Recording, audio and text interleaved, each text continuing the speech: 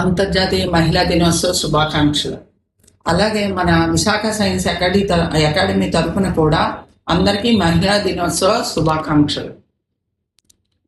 మన మహిళలకు కొన్ని దశాబ్దాల కాలం వెనుక్కు వెళ్తే చాలా దయనీయమైన పరిస్థితి.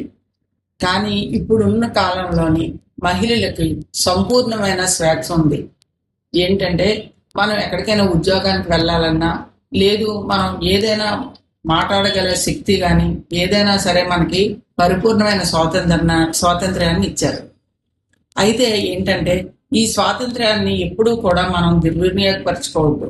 ఎందుకంటే ఒక పిల్లలకి చదివించడంలోనూ, ఒక సంస్థకి ఉద్యోగానికి వెళ్ళినప్పుడు మనం ఒక సంస్థకు ఒక ఆరోగ్యవంతమైన సహకారాన్ని అందించడంలోనూ, ఒక ఇంట్లో భర్తకి ఏదైనా ఒక ఉద్యోగం నిర్వహించినప్పుడు ఆ భర్తకి సంపూర్ణమైన సహకారాన్ని అందించడంలోనూ మన జీవితాన్ని పరిపూర్ణం చేసుకోగలుగుతాం.